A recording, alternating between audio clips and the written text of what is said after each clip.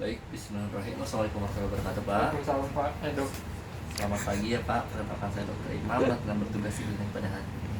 Ya, Punten ya, Pak, saya konfirmasi identitas Bapak dulu. boleh. Izin sambil menulis ya, Pak. Ya, Dengan Bapak siapa? Fikar dok. Pak Fikar. Untuk usianya, Pak, 25, 25 tahun. Laki-laki ya, Pak? laki-laki. Oke. Alamatnya di mana, Pak? Karawang. Bapak asli Sunda. Sudah Oke. Untuk status pendidikan terakhir, SMA. Bapaknya sudah menikah? Belum. Oke. Baik Bapak, jadi di sini saya akan memberikan beberapa pertanyaan ya terkait untuk membantu mendiagnosa. Boleh. Ya harap Bapak menjawab sejujur-jujurnya karena semakin jujur Bapak semakin mudah kita untuk mendiagnosa. Siap. Bapak bersedia? Bersedia dok. Oke. Bapak ada keluhan apa ya datang ke sini? Saya sakit pinggang. Sakit pinggang ya Pak? Ya, Kalau untuk sakitnya udah berapa lama Pak? sakitnya itu udah seminggu. Seminggu. Nah, Dan selama seminggu itu terus-terusan sakitnya? Atau ada sempat hilang? yang timbul. Oke. Kalau sakitnya tuh benar-benar sakit nggak Pak? Yang sampai mengganggu aktivitas atau nyeri-nyeri biasa aja? Sampai mengganggu aktivitas, sakit banget kalau lagi kambuh dok. Oke Pak. Ada nggak faktor yang memperberat atau memperingan Bapak lagi? Kalau misalkan Bapak lagi kegiatan banget dia sakit atau Bapak istirahat sakitnya berkurang? Jadi kalau sibuk tuh kan lupa minum tuh dok. Nah kadang tuh jadi sakit gitu. Terus kalau yang memperingannya Pak? Kalau lagi minum banyak, lagi istirahat. Oke. Sebelumnya riwayat buang air kecilnya gimana Pak? Sering atau Nah, jarang? Sekarang jadi kalau sering sih sering, cuman keluarnya dikit-dikit. Oh dikit-dikit ya Pak. Nah, Kalau pernah nggak kebangun pas malam pengen buang air kecil gitu? pernah Terus sama itu buang air kecilnya sedikit sedikit juga. tapi rasanya kayak pengen buang air kecil terus gitu. Tapi Bapak masih bisa nahan pengen buang air kecilnya nggak? Atau kadang nggak ketahan? Oh, nahannya masih bisa dok. Oke. Kalau tadi berarti kan Bapak ada pengen pengen buang air kecil, tapi pas ngeluarinnya dikit-dikit ya Pak? Iya, benar. Nggak yang bermancar aja. Enggak macam. Kalau pas buang air Bapak kan itu dikit ya Pak? Hmm. Itu puas nggak buang air kecil? Nah itu dok, kayak masih ada rasa sisa gitu, Nah, tapi terus? nggak mau keluar, Tapi Bapak ada maksa mengejan gitu? maksa. Tetap nggak keluar berarti Pak? Nggak. Oke. Berarti pas buang air kecilnya itu sering pengen buang air kecil tapi keluarnya dikit, sekalipun dipaksa juga nggak keluar. Siap, sudah. Pas buang air kecil ada rasa nyeri Pak? Nyeri juga dok. Nyeri juga. Jadi dari keluhan utamanya kan Bapak nyeri di pinggang, Ya. terus buang air kecilnya pengen sering buang air kecil tapi keluarnya dikit walaupun dipaksa pun juga dikit. Ya. Kemudian ada rasa nyeri juga ya Pak pas Ya. buang air kecil. Ah, Kalau pas buang air kecil warna urinnya ada berubah nggak Pak? Entah warnanya jadi merah atau kuning banget atau agak bening? merah, Agak merah. agak merah gelap gitu dok. Oke. Oke Bapak, kalau untuk sebelumnya Bapak ada faktor stres di kerjaan atau Stres sih enggak sih dok. emang nggak stres ya? Oke. Terus untuk anamnesisnya udah selesai ya Pak? Udah. Ini untuk yang keluhan utamanya. Iya. Kemudian Bapak ada keluhan penyerta atau keluhan lain? Nggak ada sih dok. Ada. Kalau misalkan riwayat-riwayat penyakit kayak diabetes, Hipertensi paling dok. hipertensi. Ah. Kalau hipertensi Bapak ada rajin minum obatnya? Minum obat. Berarti itu rutin terus-terusan minumnya? Terkontrol hipertensinya Pak? Iya, rutin. Kalau riwayat pengobatan lain selain itu ada? Enggak, hipertensi aja paling. Oke Bapak. Untuk anamnesis sudah selesai ya Pak. Baik dok. Untuk membantu kita mendiagnosa kita akan melakukan pemeriksaan fisik. Boleh. Di mana mungkin nanti Bapak merasa kurang nyaman, tapi saya akan berusaha untuk profesional meminimalisir ketidaknyamanan Bapak. Apakah Bapak bersedia? Bersedia dok. Oke, boleh Bapak untuk ke meja pemeriksaan. Oke. Baik, pertama-tama di sini kita periksa keadaan umum pasien, di mana dari kesadaran di sini pasien sadar.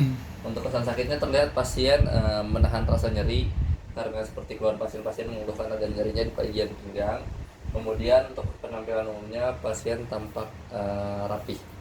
Kemudian untuk tanda vitalnya kita cek juga tekanan darahnya, nadi, kemudian laju pernafasan, suhu. Kemudian untuk status nutrisi dinilai dari tinggi badan maupun berat badannya juga. Lalu kita nilai juga skala dari pasien. Setelah itu kita lakukan pemeriksaan dari head to toe, di mana di sini kita akan langsung menuju ke pemeriksaan di area abdomen, terutama bagian ginjalnya. Yang dimana untuk pemeriksaan ini dari head to toe, baik dari leher, toraks maupun abdomen, itu tuh kita lakukan inspeksi, auskultasi, palpasi dan perkusi. Karena kita berfokus ke bagian ginjal, jadi kita akan langsung skip menuju pemeriksaan ginjalnya. Baik, di sini pertama kita palpasi dari bagian ginjal pasien, yang dimana untuk ginjal kan terdapat ada 2 organ. Pertama kita palpasi bagian ginjal kanan. Punten ya Bapak, bajunya diangkat sama saya. Untuk bagian ginjal kanan ini dia berada di bawah hepar, di sejajar dengan di tulang T12 hingga L2. Di sini bagian tangan kanan saya akan menopang bagian belakang pasien untuk mempermudah menemukan ginjal, dan bagian kiri untuk menekan. Bapak punten boleh tarik nafasnya. Kita rasakan dari ginjalnya apakah terdapat entah itu pembesaran ginjal, kemudian kita lihat juga apakah dari dinding ginjalnya terasa lebih tajam atau tidak, atau halus. Kemudian jangan lupa juga untuk meminta punten Bapak kakinya ditekuk ya pada saat pemeriksaan abdomen ini atau ginjal ini. Kemudian di sini kita akan memeriksa bagian ginjal sebelah kirinya. Punten Bapak, sini saya topang lagi bagian belakangnya. Bapak boleh tarik nafasnya, tekan kembali, kita rasakan ginjalnya. Boleh buang nafasnya Pak. Sama seperti yang kanan, kita rasakan apakah tepi ginjalnya entah tajam atau halus atau bergerigi.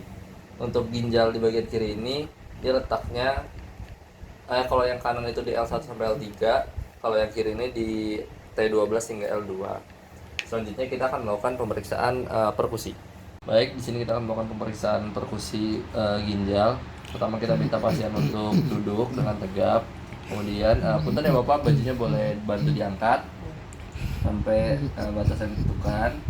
Kemudian di sini saya meletakkan telapak tangan kiri saya pada sudut costovertebra kanan, dan saya akan memberikan pukulan, atau saya akan memukul dengan kekuatan yang cukup untuk menimbulkan rangsangan nyeri. Punten ya Pak. Aduh, Nyeri Pak? sakit dong. Oke, kita lakukan juga di sebelah kanannya. Aduh, Sakit Pak? sakit dong. Oke. Baik, dari tes CVA ini didapati pasien melakukan rasa nyeri yang dimana bisa membantu kita untuk mendiagnosis bahwasanya ada masalah di ginjalnya.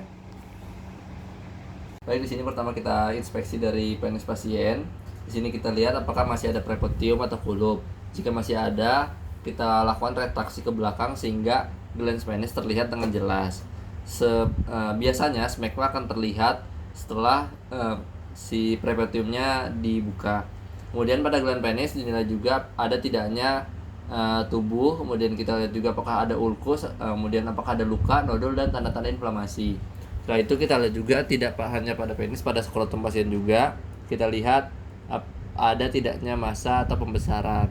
Kemudian di sini kita akan palpasi, kita buka meatus eksternal pada gland penis untuk melihat ada tubuh atau tidak. Kemudian kita juga akan melakukan massage dari pangkal penis. Dalam keadaan normal tidak ada tubuh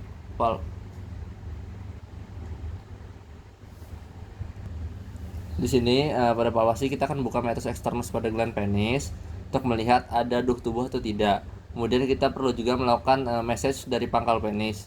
Dalam keadaan normal tidak ada duh tubuh. Palpasi batang penis untuk menentukan ada tidaknya indurasi atau nodul. Setelah kita palpasi dari batang penis, selanjutnya kita akan palpasi pada skrotum. Kita raba apakah ada terasa massa, pembengkakan atau inflamasi. Kemudian kita palpasi testis dan spermatic cord menggunakan ibu jari dan jari telunjuk dan jari tengah. Kemudian kita nilai bentuk, konsistensi, dan ada tidaknya nodul. Setelah itu, jika terdapat massa lain selain testis, dilakukan pemeriksaan transiluminasi, yang dimana kita akan mematikan cahaya di ruangan. Setelah itu kita akan menyinari massa dengan pen light. Jika bersih cairan akan terlihat pendaran cahaya yang berwarna merah. Jika massa padat maka tidak tampak adanya pantulan cahaya yang berwarna merah. Kemudian kita akan melakukan auskultasi pada skrotum yang apabila terdapat pembesaran untuk melihat apakah ada massa di dalamnya seperti usus pada kasus hernia. Selanjutnya pada pemeriksaan genitalia wanita, pertama kita inspeksi semua area vulva dan perineum. Kemudian kita palpasi dengan membuka kedua labium pada tangan kiri menggunakan ibu jari dan telunjuk.